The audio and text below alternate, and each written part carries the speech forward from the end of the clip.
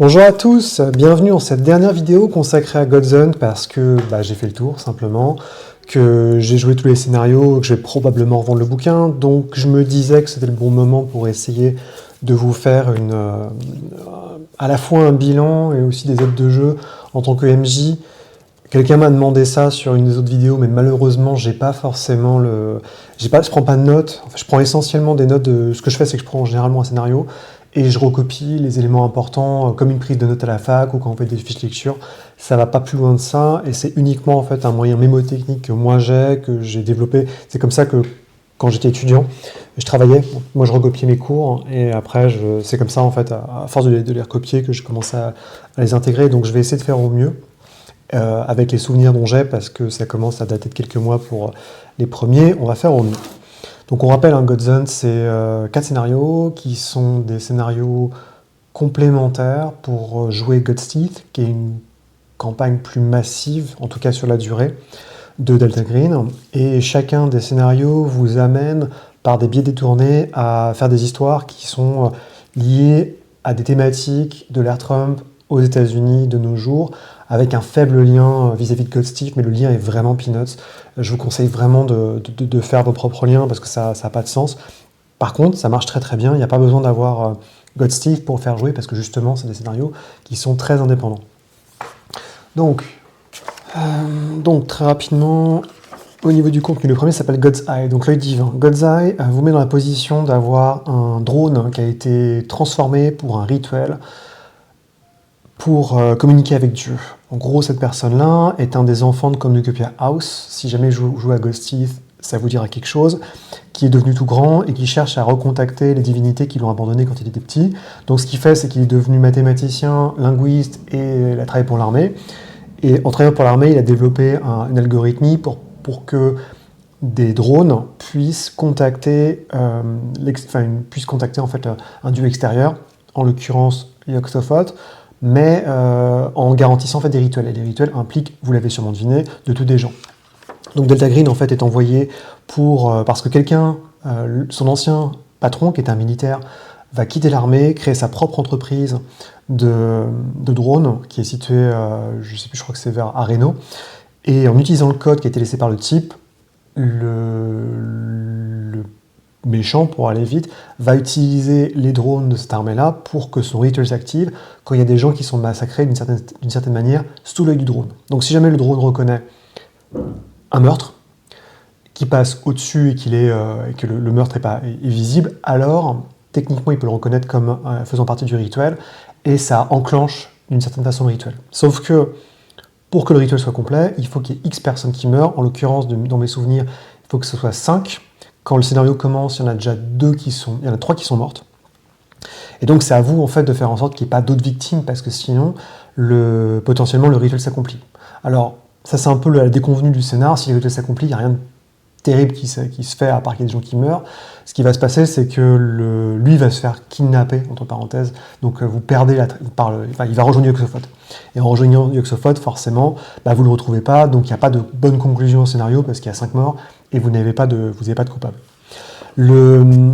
Au-delà de ça, donc l'idée, le principal indice, en fait, vous avez 2 indices pour démarrer l'enquête. La première, c'est l'indice que vous donne Delta Green, c'est la vidéo d'une fille qui travaille dans l'entreprise de drone, qui elle aussi a commencé à comprendre les patterns qui se passent au niveau du drone, à savoir que c'est bizarre, à chaque fois il y a des bugs graphiques sur le drone. Ces bugs sont issus de l'algorithmie originale, donc développée par l'antagoniste, pour aller vite, de cette algorithmie, et à chaque fois qu'il y a un bug, elle a compris qu'il y avait un massacre, qu'il y avait quelque chose qui se passait, et que les massacres étaient tous liés, donc elle ne comprend pas que c'est de nature surnaturelle, mais elle se filme elle-même pour aller à un endroit où elle sait qu'il y aura un meurtre dans le futur par rapport à l'algorithmie, et dès qu'elle sort de sa voiture, elle s'est filmée, pouf, elle disparaît.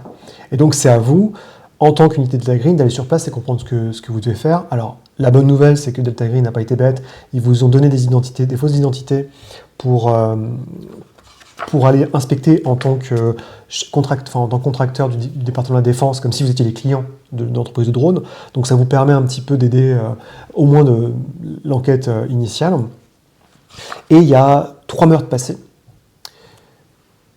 Donc les principales pistes sont vraiment les 3 meurtres qui sont passés, parce qu'à chaque fois ils sont dans des circonstances assez particulières. La disparition de la jeune fille, et l'autre indice que vous ne pouvez trouver que quand vous allez dans l'entreprise de drone et quand vous commencez à enquêter sur le code, ce que ne vous laissera pas forcément faire le patron de la boîte, donc c'est aussi à vous de le voyer par rapport à ça, c'est qu'il y a des bugs, que les bugs sont stockés dans des fichiers vidéo, comme s'il y avait comme si le drone avait un bug, et en fait vous apercevez que les bugs en l'occurrence sont en fait c'est pas des bugs, c'est des images d'une autre dimension. Et c'est là, donc le dernier bug, chaque bug correspond au niveau de l'heure, au moment où quelqu'un s'est fait assassiner. Donc à chaque fois que quelqu'un se fait tuer, que le rituel est enclenché, le drone change de dimension. Et donc c'est à vous d'enquêter par rapport à ça pour déterminer les prochains meurtres qui vont arriver, selon les coordonnées, selon le pattern.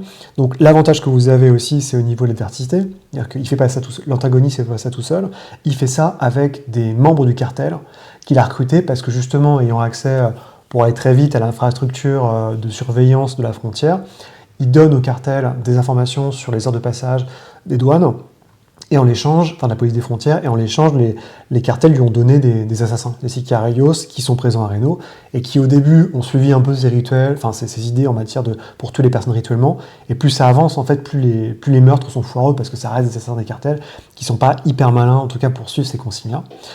Donc ça fait que quand vous avez accès aux images des meurtres qui sont passés, à chaque fois vous pouvez voir des mecs qui sont parfaitement méconnaissables, donc ils ont des masques de ski, des machettes, et à chaque fois ils tuent les personnes de manière extrêmement violente, et ils font des grands coucous au drone au-dessus d'eux.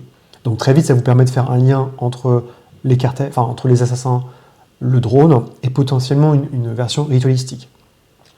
Donc, et pour couronner le tout, quand vous commencez à regarder les images présentes sur donc les bugs d'affichage, vous voyez que le dernier bug d'affichage qui correspond à la date de la disparition de la jeune fille, ça montre son cadavre dans une espèce sur le plateau de Langue ou je sais pas où, dans un désert, avec, elle est au pied d'une pyramide, elle est morte comme ça fait des semaines qu'elle était là, et elle a eu l'intelligence de mettre auparavant des pierres pour dire, en mettant une adresse. Donc l'adresse du prochain meurtre en fait est donnée, enfin pas toute l'adresse mais une partie est donnée sur le lieu de mort. En fait, avant de mourir, elle a eu l'idée de mettre la présence d'esprit de mettre ce message.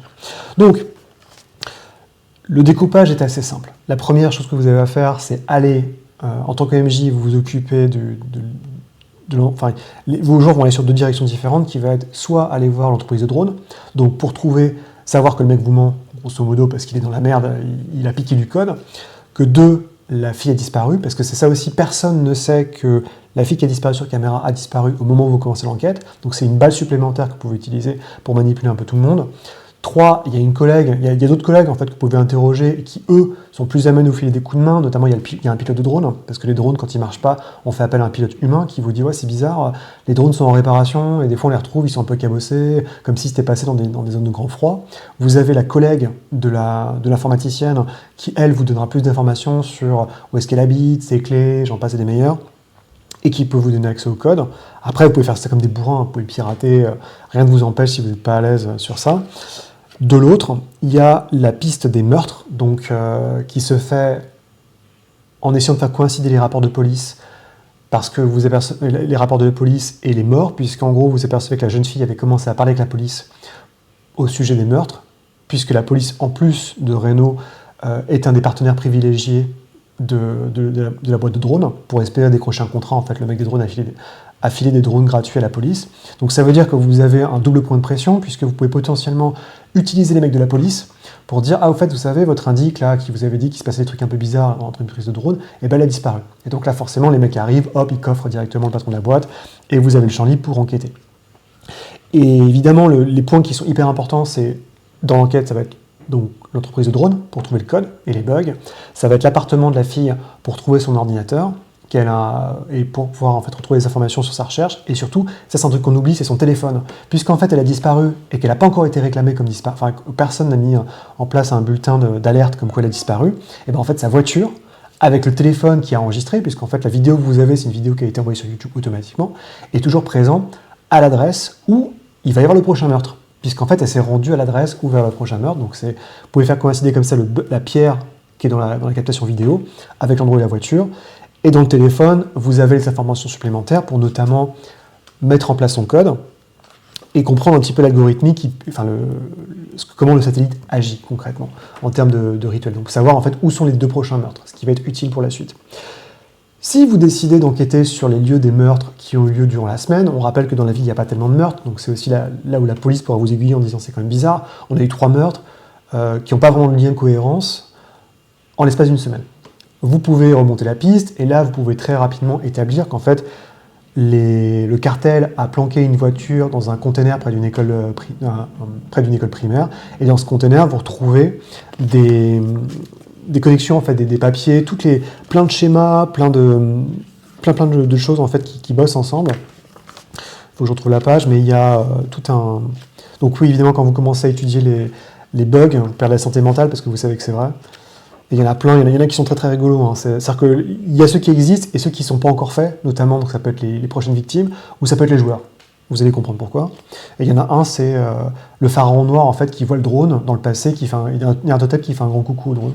C'est marrant. Donc voilà, dans le container, vous retrouvez toutes les indications des notes en arabe, avec des mathématiques, de l'informatique, du méchant, l'antagoniste, en fait. Il bossait de là, et c'est là où il donnait les ordres, en fait.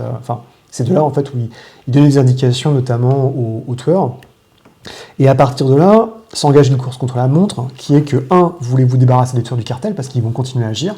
Donc il y a tout un jeu de pistes pour les retrouver, qui est assez simple. Une fois que vous avez accès... En fait, le plus simple, c'est une fois que vous trouvez la voiture, parce qu'en fait, il y a une voiture qui est planquée dans le container, et cette voiture, elle appartient à un type qui a été assassiné par le chef de cette escouade du cartel, qui se fait passer pour lui. Donc en gros, il s'est mis dans un diner, et il a tué le mec qui gérait le diner, il a pris sa place, sauf que quand vous regardez les photos sur Google Maps, quand vous faites la moindre correspondance, vous apercevez que il ressemble pas au... c'est pas le même mec, quoi, simplement, qui gère il lui ressemble pas physiquement. Donc l'idée, c'est que soit vous allez appréhender directement le type, et il se fera un plaisir de tout raconter, parce qu'il s'en fout, en fait, il veut juste une protection policière, même si c'est un sociopathe et qu'il a littéralement mis le mec dont il a assumé l'identité dans le placo de sa maison, soit vous attendez la prochaine attaque, dont vous savez l'heure, pour attaquer et tuer les mecs du cartel. C'est ce qu'avaient fait mes joueurs, donc ça a été assez violent, mais c'est 3 mecs du cartel qui se battent avec des fusils mitrailleurs, ils sont assez vénères, donc j'espère que vous avez, si vous optez pour cette option-là, soit j'espère que vous avez des militaires dans le groupe, soit faites appel à la police. Démerdez-vous pour que la police soit là, parce que ça va assez vite, et même si vous avez le sens de savoir que les tueurs vont arriver, ça reste des tueurs du cartel, et vous restez des agents de Delta Green, vous n'êtes pas forcément en fait des pros des armes à feu. Et évidemment, donc tout ça vous permet aussi, notamment sur les traces du chef du cartel, de retrouver la piste directement, et l'adresse, le mec du cartel vous les donne, hein, l'adresse du commanditaire, et donc c'est ça qui permet de clôturer le scénario, c'est qu'en gros vous avez l'adresse de l'antagoniste qui a créé les rituels. À ce moment-là, vous pouvez l'intercepter, vous pouvez le tuer si vous voulez, mais si vous l'interceptez, Delta Green va vous demander de le garder en vie pour l'utiliser comme un asset. Ce qui veut dire que vous perdez la santé mentale parce que vous savez que le mec est à l'origine de 3, 4, 5 morts, potentiellement, il va être protégé par Delta Green, ce qui n'est pas très agréable.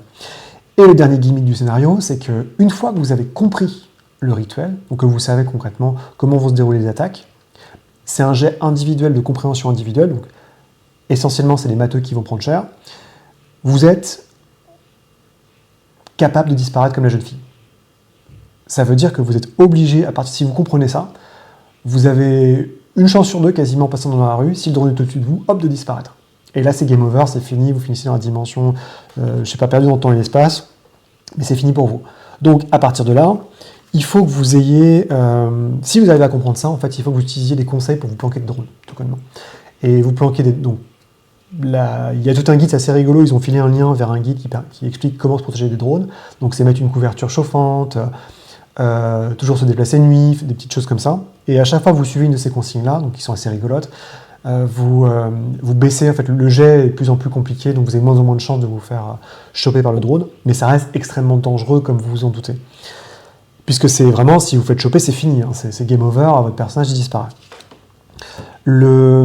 Et sinon, je crois que j'ai fait le tour pour celui-là, il est très simple, hein, il est vraiment...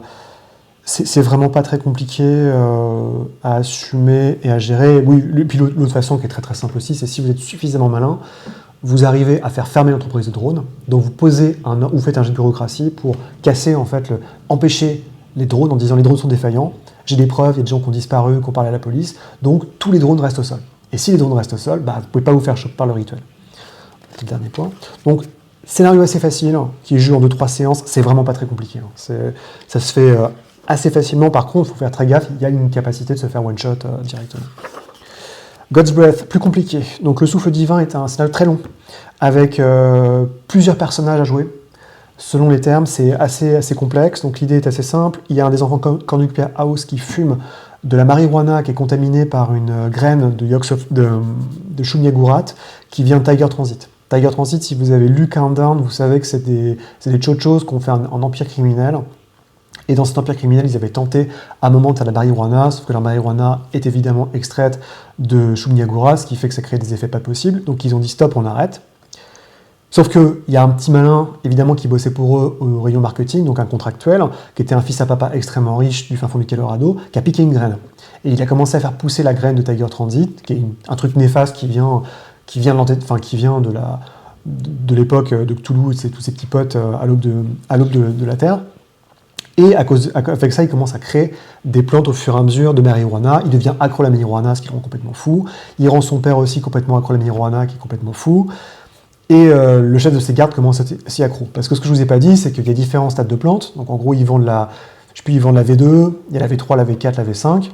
La V2 est commercialisée, elle est à peu près normale, sauf pour le pauvre type qui va la fumer, qui pas de bol, vu qu'il a été...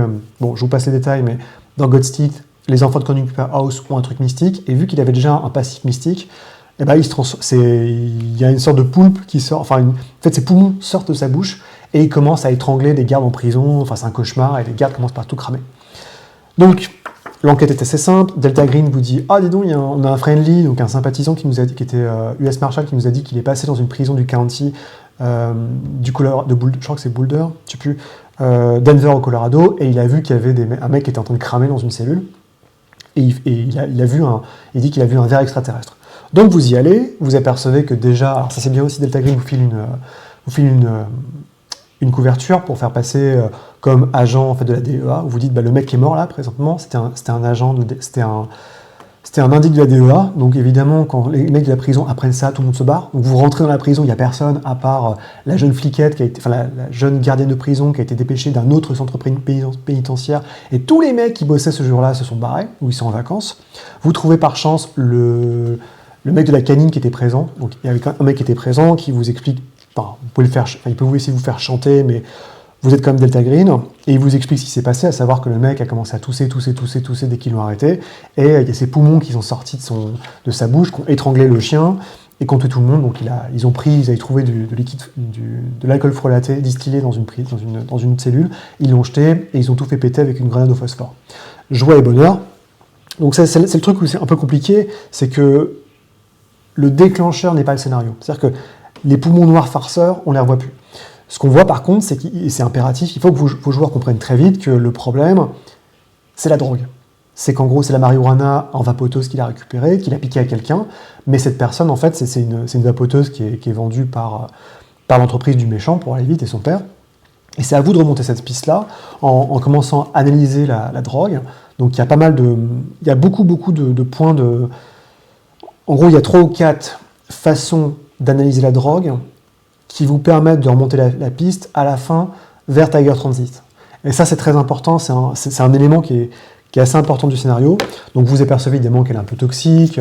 Il y a un centre de pharmacologie qui est développé dans une université qui vous permet de dire que cette branche, en fait, ils font un projet ADN de toutes les branches de marijuana, ils s'aperçoivent que celle-là n'existe pas. Enfin, j'en passe des meilleurs, mais ça vous permet aussi de rentrer en contact avec un agent de la CIA, ou la DEA, je sais plus, qui est tombé en fait sur l'historique des chochos, à savoir que les chochos à un moment ont dealé de la marijuana avec des cartels, et que bizarrement, quand les cartels ont refusé de payer les chochos, enfin les Tiger Transit, hop, ils ont tous disparu du jour au lendemain, et tout ce qu'on a trouvé, c'est la trace de marijuana sur place.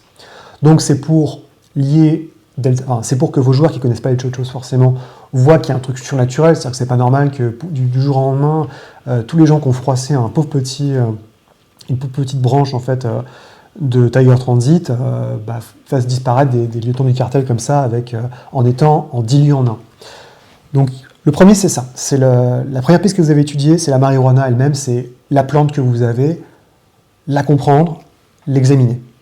La seconde, évidemment, c'est le lieu. C'est-à-dire que, par chance, toute la marijuana de cette entreprise est faite à Denver et elle n'est pas vendue ailleurs. Donc le dispensaire et l'usine sont au même endroit. Quand vous observez à l'extérieur, vous apercevez que tous les mecs, il y a la moitié des gens qui bossent là-bas qui fument, et que tous ceux qui fument ne sont pas stone, mais au contraire sont parfaitement lucides, voire même plus aguerris, plus au fait. Si vous commencez à suivre essentiellement les gens, vous pouvez retracer donc les différents protagonistes qui sont là. Comme je te dis, le père, on ne le voit pas, mais le fils qui dirige la boîte a l'air de passer sa vie dans cette espèce de QG. Il y a le chef de sécurité, et là où vous apercevez qu'il y a des Humvee sécurisés avec plein de fric et du matos militaire qui se baladent, et le chef scientifique, qui est assez important pour la suite. Sinon, il y a différentes personnes qui bossent, sachant que la moitié des gens qui bossent là-bas ne sont pas drogués. Ça veut dire que potentiellement, vous pouvez interroger des gens, ou juste vous rendre acheter la marijuana pour voir un petit peu comment ça marche à l'intérieur. L'enquête, donc vous avez enquêté sur la drogue, vous avez enquêté sur, enfin vous faites un jeu de piste sur le QG, il faut enquêter ensuite sur les gens, simplement parce que, enfin, il y a deux trucs, il y a les gens et il y a l'entreprise côté bureaucratique. C'est-à-dire que si vous commencez à fouiller sur le dispensaire au niveau bureaucratique, vous apercevez qu'ils ont plein d'argent, que cet argent n'est pas redistribué, n'est pas investi, donc ça veut dire que c'est n'importe quoi, en fait, c'est complètement à perte, les salaires sont démentiels, et en fait on a l'impression qu'ils dorment sur un tas d'or, des billets, et c'est littéralement le cas, puisque si vous continuez votre enquête, vous apercevez qu'ils ont je ne sais pas combien de millions de dollars qu'ils ont retirés de la banque, parce que les banques ne veulent plus travailler avec les dispensaires de marijuana, parce que c'est un peu... Enfin, c'est légal, mais ça peut redevenir illégal. Il y a tout un truc, en fait, je vous invite à lire vraiment, qui explique la situation de la légalisation de la marijuana aux États-Unis. Donc, ce qui veut dire qu'en fait, il y a plein d'argent qui dort, qu'ils ont récupéré en liasse physique et qui dort dans un coffre de Avalon Garden, donc de l'entreprise. Donc il y a des rumeurs, il y a aussi, si vous commencez à en fumer, c'est pas une très bonne idée, vous commencez à avoir des palpitations, et c'est de pire en pire. Sachant que je vous ai dit jusqu'ici, c'est la drogue, c'est la Y2. Et après, il y a la Y3, la Y3, la Y3, la Y4, la Y5 qui sont beaucoup plus puissantes, qui ne sont pas sur le marché, mais que, petit farceur qu'il est, le fondateur de la boîte a commencé à distiller la Y3 à ses petits camarades. Ce qui fait qu'en fait, il y a des gens qui sont, en gros, la drogue vous rend essentiellement un cultif de Shub-Niggurath et une extension des plantes. Ça veut dire que si un mec est infecté par la Y3, vous rentrez et vous commencez à flinguer des gens, ils vont essayer de se défendre et de protéger les plantes. Donc c'est vraiment l'idée, c'est que la manière dont on gérait l'entreprise ne fait aucun sens. Ensuite, vous pouvez enquêter sur les gens qui dirigent la boîte. Et c'est là où ça devient intéressant, parce que c'est grosso modo le truc indispensable pour comprendre tout le scénario, parce que donc il y a une présence, je vous passe les détails, mais il y en a un qui a une grosse présence sur les réseaux sociaux, il y en a un qui a complètement disparu, et le scientifique, mystérieusement, a l'air d'être le seul mec qui n'est pas du tout, enfin qui ne prend pas de drogue, qui ne fume pas, qui ne fait rien, et pourtant il est chef scientifique de ça. Et donc l'idée, c'est que si vous êtes futé, vous pouvez facilement avoir accès aux informations qui sont propres sur les informations en fait, en gros le méchant de l'histoire, donc le fils, possède une sorte de blog qui n'est pas du tout sécurisé sur son ordinateur, un journal qui, dans la grande tradition de Cthulhu, vous explique tout. Et il vous explique donc tout ce que je viens de vous dire, avec le fait qu'il a piqué de la marijuana à Tiger Transit et qu'il a fait pousser de sa propre manière et qu'il va bientôt... Il dit « Oh, c'est super, je suis en train de faire la Y... » Et en fait, il vous explique qu'il tue des gens et qu'il drague des meufs, il les tue, il les met dans les racines et ça fait un super engrais pour ces plantes. Ce qui fait qu'en fait, les plantes sont de plus en plus grosses, de plus en plus violentes, de plus en plus monstrueuses. Et pour finir le tout, il y a carrément une serre où il y a la Y4 qui est cultivée, où il y a ce qu'ils appellent des moissonneurs, je crois, qui sont les charmantes petites bestioles que vous voyez ici, qui en fait moissonnent concrètement, les fertiliseurs, qui prennent les gens, qui arrachent des bouts de peau et qui les transforment et qui vont après fertiliser les terres pour faire pousser la plante. Donc joie et bonne humeur. Mais au moins ça vous explique concrètement l'historique, le méchant, et qu'il ne faut surtout pas ouvrir la serre numéro 4 parce que sinon vous allez vous faire dévorer la gueule. À ce niveau-là de l'enquête, vous comprenez que le père, le fils et le mercenaire qui gère la boîte, la sécurité, sont complètement fous et dangereux. Donc la seule solution que vous avez, ce qui est très important, c'est de récupérer le scientifique, Reza Ouchian, parce que, sur son laptop, il a des informations hyper importantes et il résume plus ou moins les évolutions des plantes, il se tape peut-être contre les murs et surtout il est terrifié de son patron. Et 2, si vous arrivez à assurer sa sécurité et que vous le faites parler, vous avez un allié monstrueux qui surtout a aussi un autre truc, c'est qu'il a la carte qui lui permet d'ouvrir quasiment toutes les portes dans le local. Et ça, c'est très important parce qu'en fait, il y a tout un système avec des portes qui sont sécurisées, qui sont très difficiles à hacker l'extérieur. Donc voilà, on a l'historique des plans, ce que je vous disais un petit peu rapidement. Et donc, c'est là où on arrive à la moitié du scénario, c'est que concrètement, vous avez normalement trouvé une des pistes que je vous ai dit. Soit vous savez que Tiger Transit est lié, et donc les Chochos sont liés, et donc Delta Green a fait la gueule. Soit vous le dites à Delta Green, dis donc, il y a 25 millions de dollars dans leur coffre. Soit vous dites à Delta Green, dis donc, il y a des gens qui sont morts. Ou vous dites à Delta Green, c'est pas... ou carrément, vous pouvez plus ou moins dire, bon bah tant pis, on n'a pas vraiment de preuves, mais on peut essayer de magouiller un truc pour faire une attaque contre Avalon Garden. Donc l'idée, c'est que selon ce que vous dites à votre agent traitant, vous aurez plus ou moins des possibilités qui sont ouvertes. Mais l'idée est la même, c'est qu'à chaque fois, vous allez pour une raison différente, soit pour renflouer les caisses du programme en piquant l'argent, soit pour arrêter tout le monde parce qu'il y a eu des meurtres, monter un assaut. Et c'est là où ça devient intéressant, c'est que pour l'assaut, on vous donne des personnages secondaires. Une équipe, Tactical, Delta Green, Epsilon, les mecs qui sont rodés, c'est des agents, vous le savez pas, mais c'est des agents, et ils vont tout flinguer, ils vont vous foutre de votre gueule, ils vont vous dire, bon bah les gars, vous restez dans le van, et nous on y va. Et c'est là où vos emmerdes commencent, puisque vous allez dans le centre de cultivation, avec la jolie petite carte là, et ça commence à être un cauchemar, parce que dès que vous rentrez et vous commencez à arrêter tout le monde, et ben en fait, il y a des gens qui deviennent fous, qui prennent des cutters, qui vous égorgent. En fait, tous les mecs, la moitié des gens tous les gens qui ont pris la drogue sont possédés, et se jettent sur vous, ouvrent vos grenades, se font sauter pour vous empêcher en fait de détruire les plantes. Sachant que, pardon, c'est la Y6, donc la plante avec les moissonneurs, elle, les fertiliseurs, si elle est ouverte, les fertiliseurs, il n'y a aucun moyen de les arrêter, à part les flammes. Donc ça veut dire qu'ils vont arriver, ils vont commencer à percer la chair, ils vont percer les combinaisons hazmat de vos personnages, et au fait, vu qu'ils fertilisent des plantes qui sont des psychotropes quand même, ça veut dire que vous êtes automatiquement infecté par les effets de la plante. Donc c'est extrêmement vénère. Et j'ai oublié de vous dire aussi, il y a, si les mecs sont en faction, en 10 minutes, avec leur Humvee et leur grosse arme, ils reviennent. Donc c'est hyper vénère, et c'est pour ça qu'on vous donne des persos secondaires, sachant que si jamais la première équipe se fait éclater, ce qui s'est à moitié passé chez moi, il y en a 2 qui sont morts, vos agents principaux peuvent sortir du van et commencer aussi à arriver derrière. Le gros problème, le gros danger que vous avez, c'est l'ouverture de la porte des fertiliseurs, parce que l'antagoniste est présent, il est devenu surhumain, donc il est à moitié drogué, il est méga balèze, mais votre but, c'est de le buter avant qu'il aille ouvrir la porte, simplement. Si vous faites ça, bon, vous n'avez plus qu'à gérer 2 Humvee avec des mecs armés jusqu'aux dents, mais ça, moi ils ont posé une mine. Ils ne se sont pas fait chier, ils ont préparé le truc, ils ont posé des explosifs. Comme je dis, l'équipe qu'on vous envoie, c'est pas des bras cassés non plus. Ils ont des fusils, ils ont des snipers, on n'est pas là pour déconner. Donc voilà, ça reste on a une grosse description de l'endroit, ça reste un scénario qui est assez dense, qui est assez difficile à gérer, je ne vais pas vous mentir, et qui vous prendra du temps.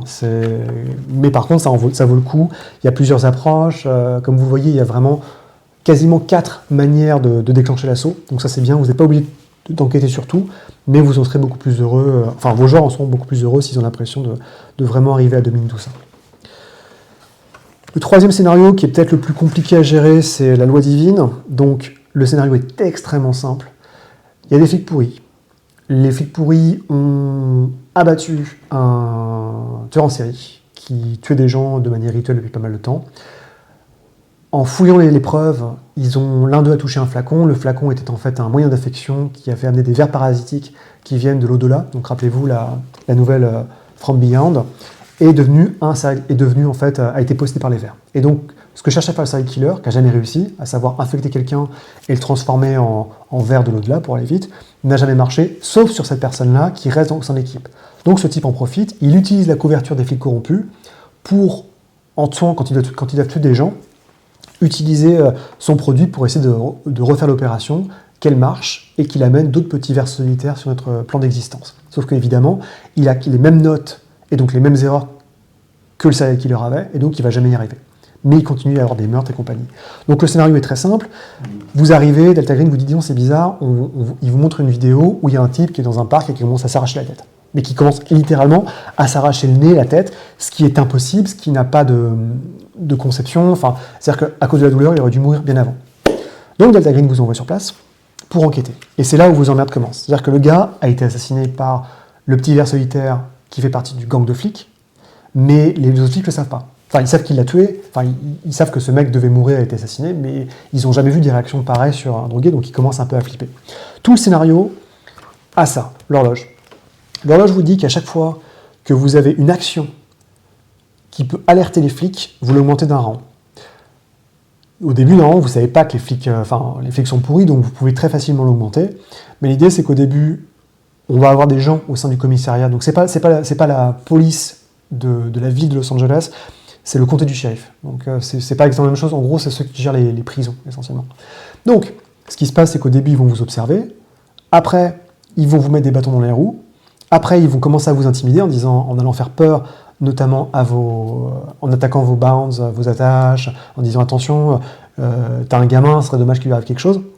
Et enfin, la réaction, c'est là où ils vont commencer à essayer de vous trouver un par un pour vous tuer, et à la fin, ils se posent même plus de questions, ils arrivent, ils flinguent tout le monde. Donc c'est évidemment une horloge qui va augmenter, augmenter, augmenter. L'idée rigolote, c'est que vous pouvez la laisser l'horloge, mais sans les éléments devant vos joueurs pour les faire flipper. Très rapidement, ils vont comprendre ce qui se passe. Mais il y a des choses que vous pouvez... Donc on vous donne à chaque fois une petite action indifférente. Ça reste quand même assez difficile de percevoir ce que font les joueurs, parce que par exemple, mes joueurs, ils n'ont jamais fait la première action qui est vitale, c'est aller dans la morgue. En fait, ils n'ont pas été à la morgue pour observer, et donc parce que si vous êtes dans la morgue, potentiellement, c'est le moment où... Parce qu'ils n'avaient pas les papiers, en fait. Ils voulaient attendre un document officiel de Delta Green. Donc en fait, ils ont fait un peu tout, sans alerter très rapide. Enfin, ils n'ont pas alerté tout de suite les flics, ce qui fait qu'ils ont gagné du temps, et ça leur a permis de ne pas avoir l'horloge à monter trop haut. Mais ça s'est quand même fini par une gunfight. Donc c'est très difficile, en fait, c'est un scénario qui est, encore une fois, extrêmement simple dans son propos, c'est-à-dire que très rapidement, vous allez savoir que les flics sont pourris, que les flics sont les méchants, qu'il y a un lien avec le serial killer. Donc avec le serial killer, vous pouvez potentiellement... Donc pour aller vite, il y a deux pistes, en fait. Les pistes vont s'entrecroiser. La première, c'est le mec qui est mort, qui était un activiste qui faisait un travail pour relancer un procès dans lequel les flics pourris avaient été inculpés et ont été relâchés, et donc il tue tous les mecs qui sont des témoins pour pas que le procès se refasse en appel. Et de l'autre côté, le serial killer, pour comprendre que les morts récentes, la mort que vous avez subie, ressemble beaucoup à celle du serial killer, et commencer à enquêter pour retrouver notamment ses carnets de notes, et s'apercevoir que, bah oui, les flics ont à un moment pris toutes les notes, et qu'il y a forcément un mec qui continue le travail du serial killer, ou qui essaye de le faire. Donc à chaque fois, il y a des horloges pour essayer de faire ça. Les horloges vont tomber quand vous allez voir la victime, enfin quand vous allez enquêter sur la victime chez elle, quand vous commencez à fouiller sur le serial killer. Il y a beaucoup de choses qui peuvent l'alerter, et donc c'est très très difficile. Enfin, c'est un scénario qui peut se finir très rapidement, comme il peut prendre beaucoup de temps.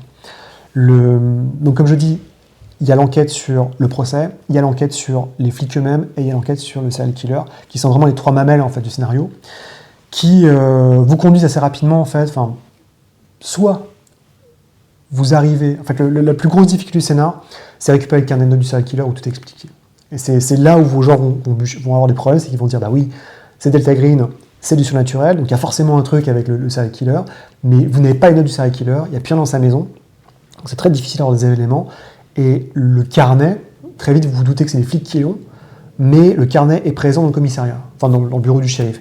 Mais le bureau du shérif est très très difficile à enquêter, donc soit vous faites un super jet de l'enfer, une opération la Ocean's 11 pour aller récupérer le carnet, et dès que vous entrez en fait dans le bureau de la strike team, donc des gangs de flics, là vous avez tous les éléments qu'il vous faut, parce que vous commencez à avoir toutes les informations sur les mecs qui bossent là-bas, donc pas juste leurs adresses, mais leurs us et coutumes, comment ils marchent, et vous savez et vous trouvez en fait le journal du serial killer dans le bureau de l'extraterrestre.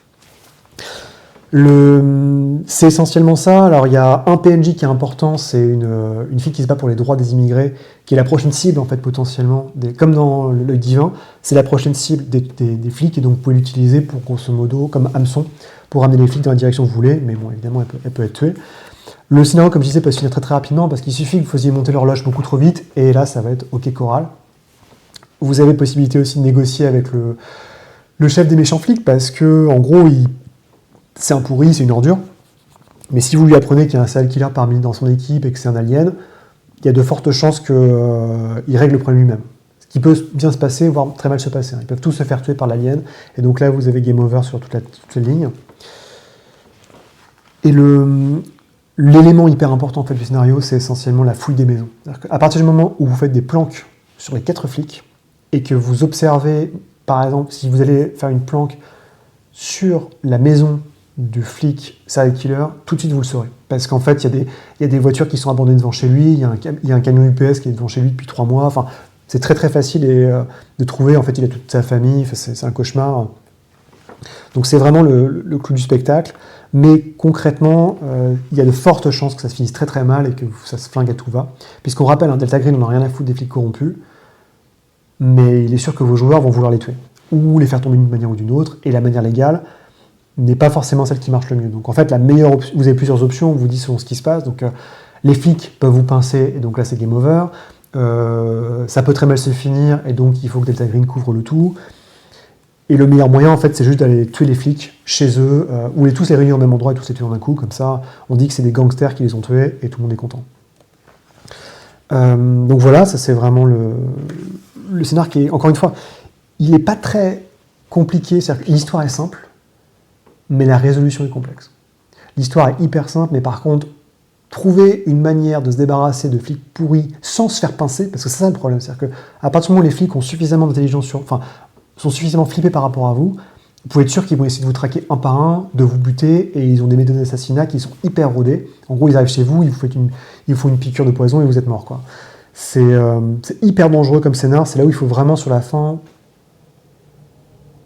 voir comment les joueurs se répartissent, être sûr, dès qu'un joueur est tout seul, il faut que vous le sachiez, faut se montrer intransigeant, parce que sinon le scénario ne tient pas sur la fin.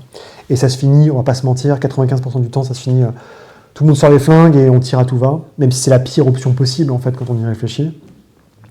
Mais c'est encore un scénario assez solide, mais qui demande beaucoup de relecture de la part du MJ, parce que contrairement au scénario précédent, c'est pas chronologique. C'est-à-dire qu'en fait, on vous offre tout un tas de trucs, et vous pouvez enquêter sur qui de droit, très rapidement aller sur les différentes pistes. Il n'y a pas de... C'est pas aussi simple que l'autre où il y a vraiment 2 temps, il y a l'enquête, puis l'assaut. Là, c'est pas le cas. Et même le premier scénario, c'était assez linéaire, donc là, c'est pas... Là, c'est vraiment, comme je dis, l'intrigue est simple, la résolution est complexe. Et la résolution peut juste se finir avec on flingue tout le monde. Hop. Et enfin, le dernier scénario. Ça tombe bien, il s'appelle La Lumière Divine, donc j'ai remis la lumière. J'en ai déjà parlé assez rapidement. C'est un scénario qui est en fait extrêmement simple à gérer, parce que c'est un ensemble de scènes qui sont linéaires, qui se suivent, avec une structure très très simple. La seule difficulté pour moi, c'est le final. Donc on rappelle, ça parle d'une application qui vous permet de voir dans d'autres dimensions, qui s'appelle Peak Eater. Cette application a la fâcheuse tendance à infecter les autres ordinateurs et téléphones autour de soi, ce qui veut dire que concrètement, ça crée une bulle autour de vous, et cette bulle vous montre un autre univers qui est sorti de vos désirs les plus profonds et de vos peurs les plus profondes. Donc si par exemple je suis un Trumpiste MAGA convaincu, je vais être envoyé, si la bulle grossit, donc au début votre bulle elle est juste sur le téléphone, puis elle fait 2 mètres, puis elle fait 6 mètres, et après vous disparaissez dans votre bulle. Si vous dites par exemple dans une bulle d'un mec MAGA, c'est un monde où les méchants Antifa ont des power armor et attaquent les gentils américains qui se défendent contre le gang woke LGBTQ. Il y a un califat éternel qui est géré par Obama, enfin j'en passe les meilleurs. Et c'est pas moi qui invente, c'est un exemple de bouquin. Donc l'idée est très simple, c'est que à partir du moment où vous allez faire une enquête, il y a un jeune gamin qui est un des enfants de Corner House qui flingue des filles en fait dans un school shooting. Et vous remarquez que tous les objets qu'il a sur lui, toutes les preuves qu'il possède, sont des preuves qui n'existent pas dans notre monde, donc qui viennent d'une autre dimension. Il a un fusil qui n'existe pas, il a des munitions qui n'existent pas, et son téléphone est en rade. En observant son téléphone et son ordinateur, vous apercevez qu'il a une puce qui n'existe pas, une puce en forme de signe des anciens sur le microprocesseur, et c'est là, si vous actionnez, c'est le truc pervers, c'est que si jamais vous actionnez un ordinateur ou un téléphone de bulle, donc avec Peak Eater dessus, vous êtes infecté. Et donc, Peak Eater apparaît sur votre téléphone, il a toujours été sur votre téléphone, c'est la magie d'Ioxophot, pas de problème. Très rapidement, évidemment, normalement, vos joueurs vont suivre la piste, c'est-à-dire qu'il y a une piste très linéaire qui part de chez lui et qui est assez simple, il faut juste retrouver la carte, si je l'ai. Forcément, je la retrouve plus, c'est génial. C'est super. Grand moment de solitude. En gros, il y a une carte qui vous dit... Voilà, c'est ça. Tout vous explique ça, c'est très très simple. En gros, vous partez du début, donc vous êtes dans le dortoir de l'université, à Cornell, vous enquêtez sur le gars, du coup, qui a été abattu, hein. Vos ordinateurs sont infectés, vous avez une petite bulle qui se forme, et vous comprenez qu'il a récupéré Picky Eater de d'un de ses potes. Donc son pote vous envoie directement, donc vous pouvez partir voir son pote qui vit dans un trailer park, ou vous pouvez aller rentrer en contact avec une task force du FBI, enfin une task force du FBI, puis un contact au niveau de la CIA, qui enquête sur un attentat similaire, où en gros il y a des mecs du califat éternel qui sont sortis de la poche dimensionnelle et qui sont venus, qui ont attaqué des gens dans un stade de Super Bowl.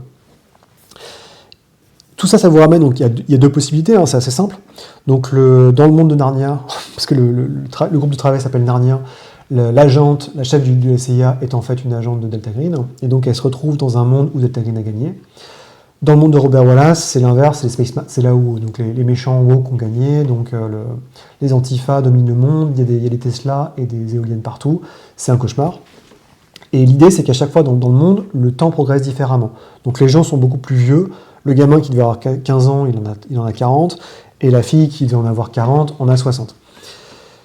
L'idée principale, en fait, c'est que pour rentrer, dès que vous êtes infecté par Picky Eater, vous pouvez vous confronter aux bulles adverses, et donc c'est comme ça, en fait, quand votre téléphone est infecté, vous changez de dimension, vous arrivez dans la bulle de l'autre personne, et là, en gros, c'est un puzzle à résoudre. C'est-à-dire que il y a une série d'événements qui se passent, donc par exemple, vous arrivez dans un musée, le musée vous montre des photos du monde de Delta Green a gagné, et au bout du musée, il y a un seul objet qui sort de notre monde, c'est un ordinateur portable qui est sous scellé, quoi. Comme c'était c'était un objet de musée.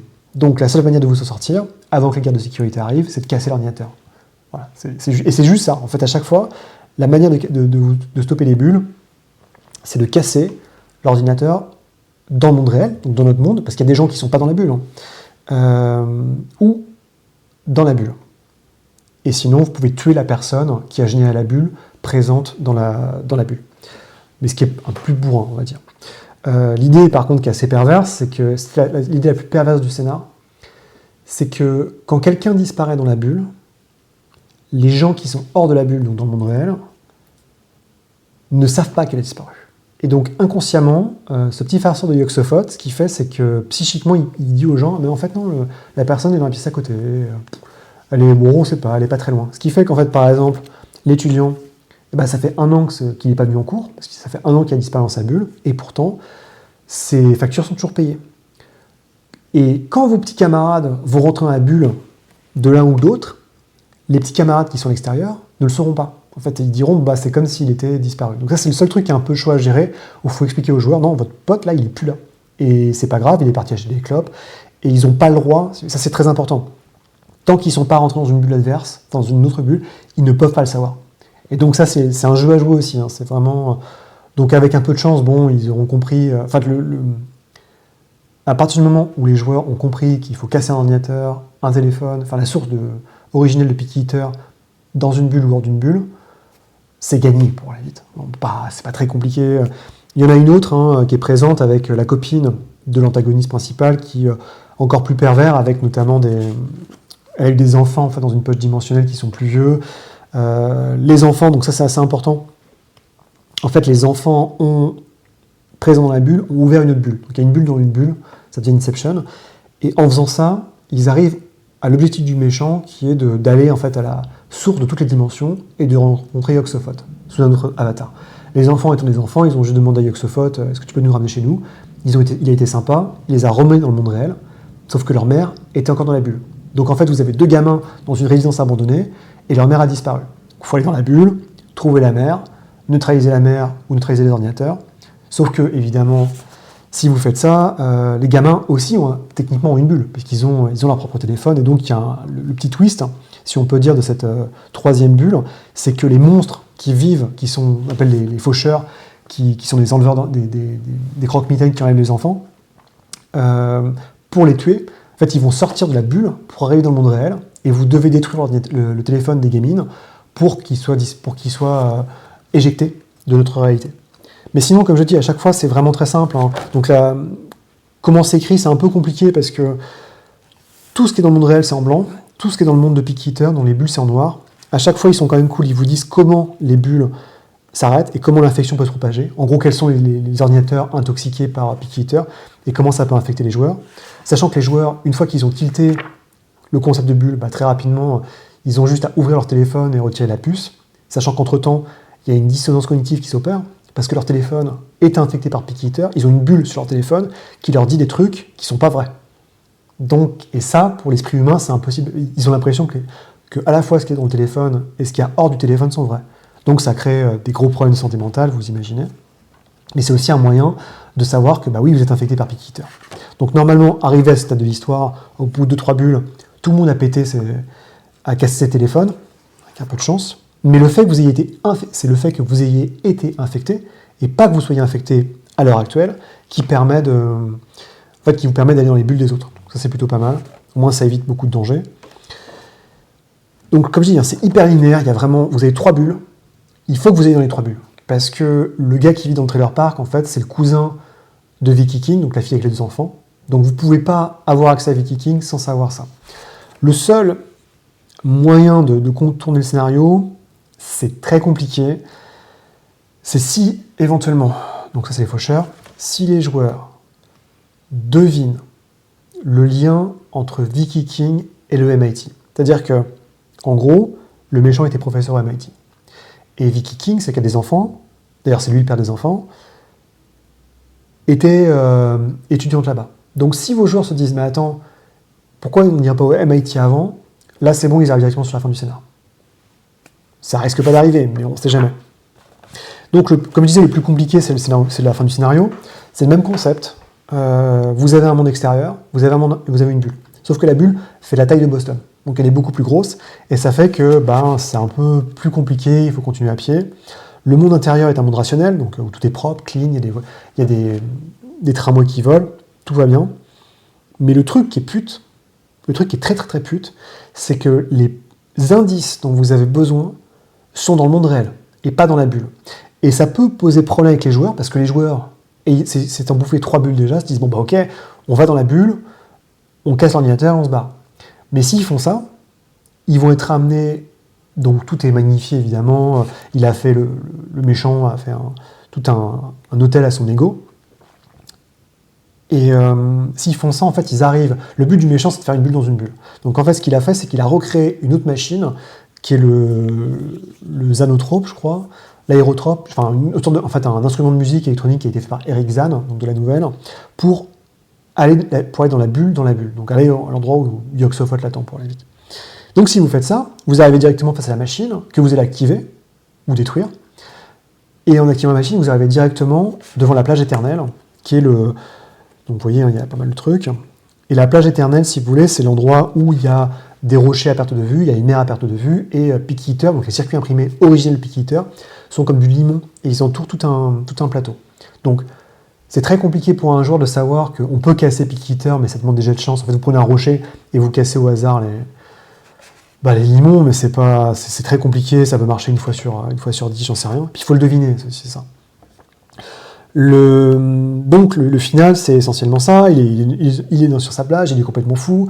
Il a fabriqué un autre Zorotrope qui fait hétérophone, qui fait tourner. Ça marche pas, évidemment. Et quand on arrive, donc soit les joueurs le butent, parce qu'ils ont fait les miens, soit ils le laissent tranquille, et au moment opportun, cinématique évidemment, il y a l'avatar de Yog-Sothoth qui arrive, pom, avec sa petite couronne, et c'est voilà. Évidemment, le méchant, Wesley Cool, est complètement fou, il veut lui parler, et pouf, il disparaît devant les yeux des joueurs. Et là, maintenant, c'est le jeu du con qui dit non, c'est-à-dire que l'avatar de Yog-Sothoth, le tout en un, va commencer à vous parler de manière extrêmement alambiquée, avec des formules incompréhensibles, évidemment, et il faut dire oui ou non. Et des fois, il y a des bonnes réponses et des mauvaises réponses. En gros, il vous dit, est-ce que vous voulez savoir le voile par-delà la vérité, machin, et si vous dites, ah oui, ça m'intéresse beaucoup, hop, il vous met sous sa cape, vous disparaissez, vous perdez, soit vous disparaissez, vous désintégrez, soit vous perdez le classique, 1 des 10, 1 des 100 de points de santé mentale. J'ai eu 2 joueurs qui ont eu ça. Et sinon, en fait, il y a un bon chemin de réponse à dire. Si vous le faites, il vous dit, pourquoi est-ce que vous êtes là, en fait? Si vous voulez pas devenir fou, si vous voulez pas connaître la vérité, la porte, le portail, tout ça, qu'est-ce que vous faites là? Et là, vous pouvez dire, je veux que tu détruises Picky Eater. Et l'idée, c'est ça, c'est qu'il faut lui donner, il faut bien se démerder dans le schéma de dialogue, et en plus, à la fin, il faut lui dire un truc qui est suffisamment intelligent pour, en gros, qu'ils comprennent. Mais bon, j'avoue qu'à ce niveau-là, j'ai pas emmerdé mes joueurs, parce qu'ils ont grave bavé pour arriver jusque-là. Mais il y a différentes choses pour lui dire, je veux rentrer à la maison, je veux aller à travers le temps et l'espace, machin, et il peut vous répondre et vous faire ça. Il est plutôt cool, hein, je trouve, pour un duo extérieur. Et c'est pour ça, quelque part, que j'ai pas trop aimé le dernier scénario, parce que autant les autres étaient très libres, autant je trouve que autant le dernier, c'est essentiellement la narration. Il n'y a pas beaucoup de choix pour le joueur. C'est pas génial. Moi, là, encore une fois, c'est mon avis, c'est très rigolo à lire, c'est très rigolo pour les joueurs, mais c'est peu ou prou ce que je pouvais vous dire comme débrief de God's Hunt et de petits conseils que j'ai pour les MJ. Comme vous le voyez, en fait, à chaque fois, dans les 3 premiers scénarios au moins, vous avez toujours 2-3 pistes que vous pouvez suivre afin de déterminer ce qui se passe et d'aboutir à l'antagoniste. Donc c'est assez simple, en fait. God's Eye, vous êtes peu ou prou obligé de suivre toutes les pistes, donc le meurtre, l'entreprise, et la disparition de la fille, pour arriver au fait que, bah oui, vous savez qu'il va y avoir un meurtre, et il va être fait par le cartel. Et vous devez empêcher ce meurtre, ou au moins... Enfin, le but, c'est il faut au moins que vous neutralisiez le cartel, parce que sans le cartel, vous ne pouvez pas trouver où se cache le méchant. Ensuite, pour le deuxième scénario, c'est beaucoup plus simple. Il y a 4 voies. Soit vous suivez l'argent, soit vous suivez les meurtres, soit vous suivez les gens qui bossent là-bas, donc notamment le scientifique, ou simplement vous n'avez pas d'idée et vous faites n'importe quoi et vous espérez que ça passe auprès de Delta Green.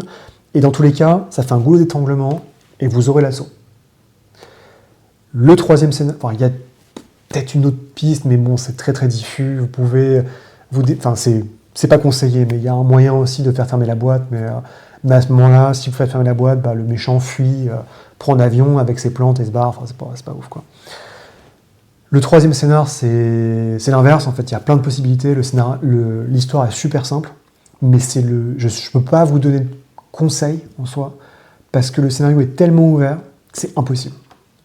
Je peux juste vous assurer d'un truc, vos joueurs vont poser des questions, vos joueurs vont faire siffler les oreilles des flics, et il y a forcément un moment où ça va empirer, et même si on vous dit sur l'horloge de 12 heures qu'à 6 heures, le méchant essaie de négocier avec les joueurs, je peux vous assurer que quand vous mettez, pour très mal paraphraser, c'était le Batman Dark Knight, quand un objet inamovible rencontre un objet en mouvement perpétuel, ça fait des étincelles. Et là, essentiellement, c'est ça. C'est-à-dire que d'un côté, vous avez des mecs qui enquêtent sur le surnaturel, qui sont mandatés par une conspiration secrète, qui sont habitués à défoncer des cartels, défoncer des monstres, défoncer machin, qui se retrouvent face à des flics corrompus qui se croient au-dessus de la loi, qui ont déjà assassiné des gens.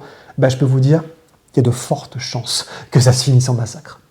Pourtant, résoudre le scénario est en fait assez simple, parce qu'il vous suffit de comprendre que les flics sont derrière le meurtre, de pisser les flics chez eux, et si vous tombez sur... Alors, il y a différents indices chez tous les flics, mais le plus simple, c'est la maison du serial killer, parce qu'il n'y a pas de protection, il n'y a que dalle, et il y a plein d'indices même à l'extérieur de la maison qui laissent à penser que oui, bah dis donc, c'est sûrement un serial killer qui vit ici, parce que toutes les voitures sont recouvertes de poussière, et il y a un van UPS qui est là depuis 3 mois. Voilà, c'est en tout cas ce que je peux vous donner, mais encore une fois, le facteur X est présent. Et le quatrième, je suis pas fan de la structure, c'est hyper linéaire.